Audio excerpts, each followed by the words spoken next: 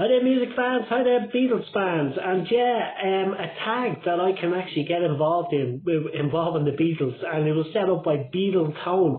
And yeah, I've been watching all these videos and watching Canadian Stud Muffin, me, Mr. Mayo, Matthew Street, Beatles Day, Beatles this, Beatles that.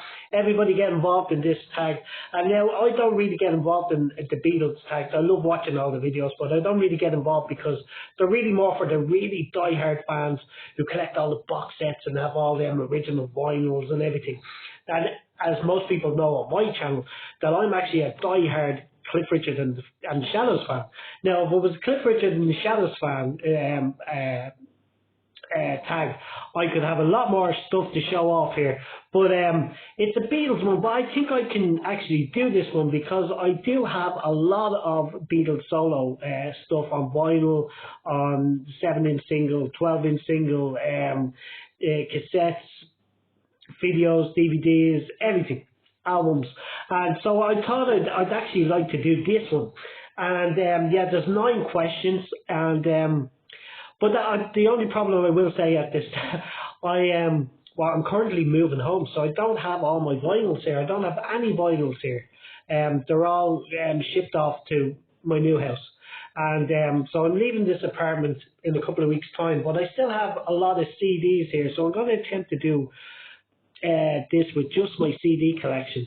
And yeah, so I'll just get through the 9 questions now. So question 1, what was the first Beatles solo album that I bought? Now, this was the first album I had on cassette, and I borrowed the cassette from the local library and never brought it back, and that was back in 1988, so I probably owed them an absolute fortune. But this is a compilation, so this doesn't count, but this was the first one. The first actual solo album that I ended up buying myself was, I bought the vinyl of it because I absolutely loved the cover, and it was by John Lennon, and it's rock and roll music, rock and roll. Absolutely love this album. I know a lot of Beatles fans don't really care for this album.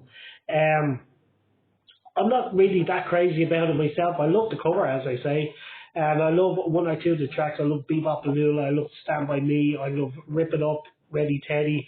I love Ain't That a Shame. It's a great version of Ain't That a Shame. Slipping and Sliding, Peggy Sue. Some of the ballads I'm not really that crazy about. But yeah, overall, I actually really love this album. And I know a lot of Beatles fans don't really get, I think they had it as their least favourite of all the solo albums by John Lennon. But it definitely wouldn't be my least favourite by John Lennon. But this was the first one I ever owned. So the latest one I bought, now, I'm debating whether to buy Band on the Run. I haven't bought it yet, and I'm debating whether, because I have a few copies. I have it on cassette, I have it on vinyl, I have 2 CDs of it. So I'm debating whether to get it again. So it's not going to be Band on the Run. The latest one I actually bought was just after Christmas in a second-hand store, it was a charity shop, and I picked up this album by John Lennon, and it includes a lot of acoustic stuff. It's John Lennon acoustic, and it has acoustic versions of Imagine, Dear Yoko, Real Love, Watching the Wheels, Cold Turkey, Working Class Hero. It's a great album. I actually really love this album, and when I opened the booklet as a bonus, it actually has all the chords to all the songs in a little booklet, which is absolutely fantastic as well, and some great photographs of John in the studio, I think around 1980. So yeah, this was the latest one I bought just after Christmas in a charity shop. Anyway, my favourite album from each of the Beatles. Now, I don't have any Ringo on CD, but if I was to pick my favourite Ringo album, it would be between 2. One being the Ringo album in 1973. I absolutely love that album. I think a lot of Beatles fans chose that one. I have it on vinyl. And Smell the Roses, I absolutely love. But so I'm going to go with Smell the Roses because I only bought it on vinyl not too long ago, and I absolutely love the album. I love the songs that Paul wrote and George wrote. Wreck My Brain is on it, and Private Property, songs like that. I absolutely love that album. I don't think many people have mentioned that one, so I'm going to give a shout out to that one there. Smell the Roses. Favorite George album is a no-brainer for me. Cloud Nine. It's one of my favorite albums of all time. I absolutely love this album. I think it's I'll go as far as to say it's my favorite Beatles solo album. I know a lot of people they love All Things Must Pass. I know a lot of people love the Imagine album by John Lennon and Band on the Run, of course. They're all contenders to be the best Beatles solo album, but I will put this one as my absolute favourite. This was right from my time. I was about 12 when this album came out, and I bought all the singles. I have all the 12-inch singles and the 7-inch singles for this. So this was my first love, and yeah, absolutely love this album, Cloud Nine.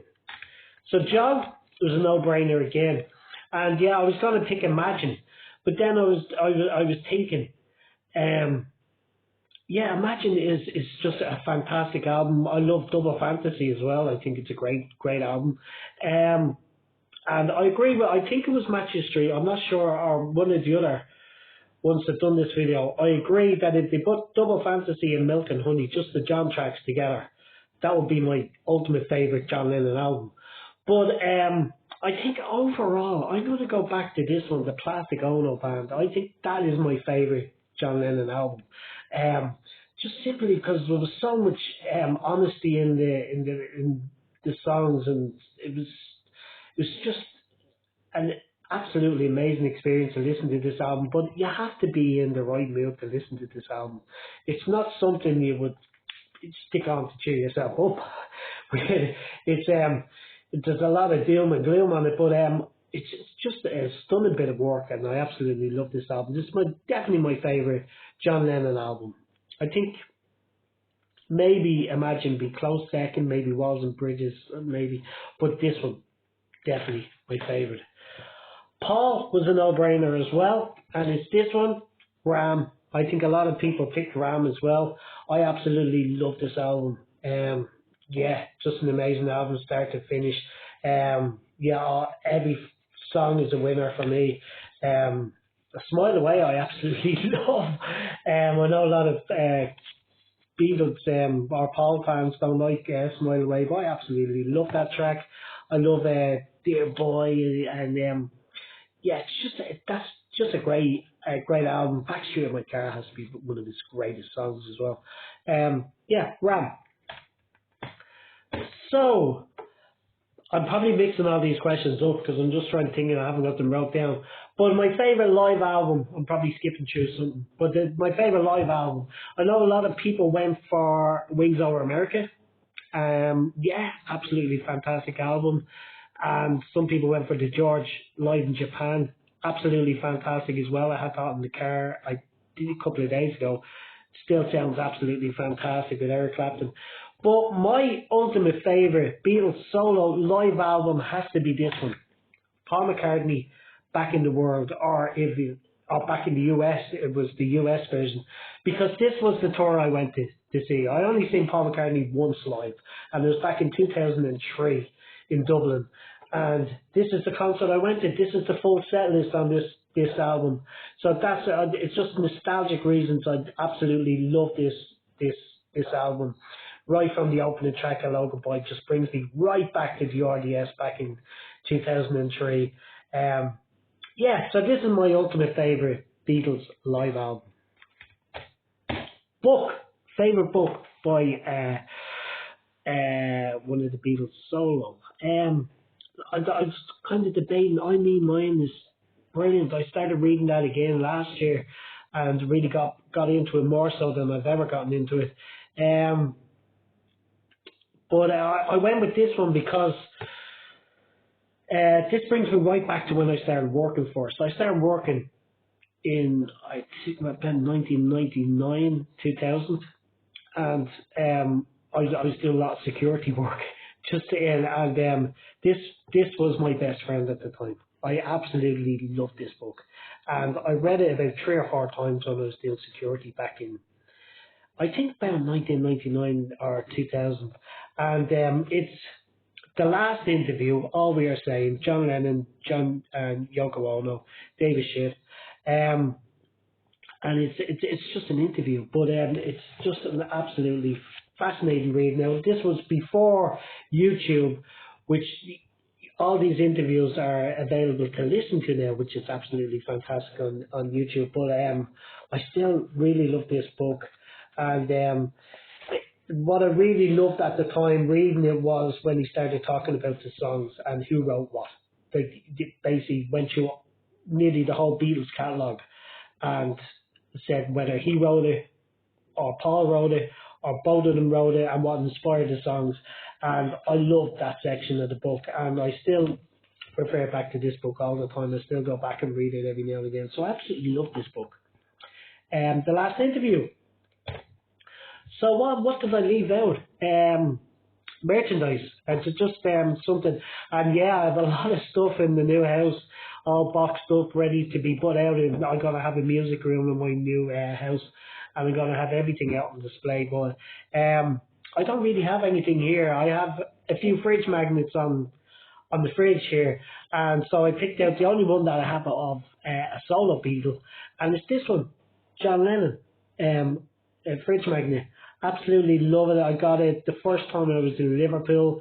I don't know when that was. I think it was around 2003, 2004 was the first time I went to Liverpool. I've been many, many times since.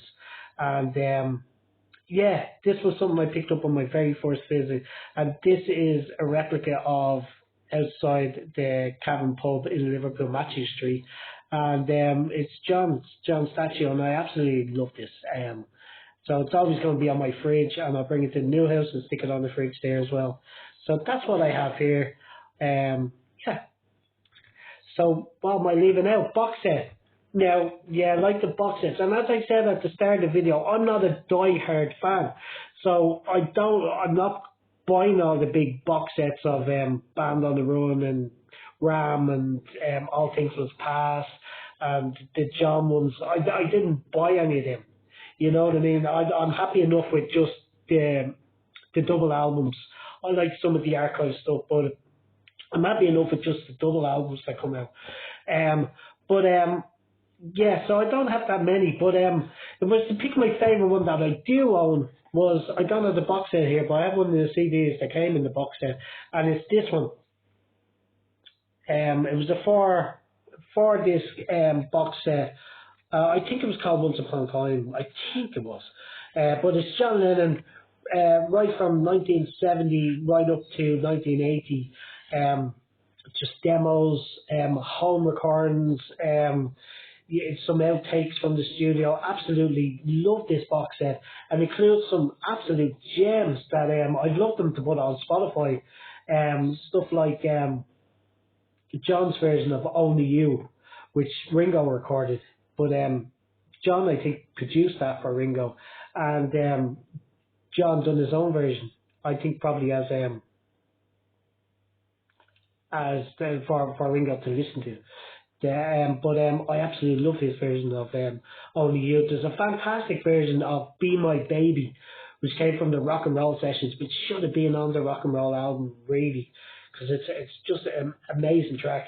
And yeah, there's some great outtakes of him in the studio saying whatever gets you through the night, and you can hear him talking, you can hear him asking, shouting at producers and everything. You know, John Lennon, love John Lennon for.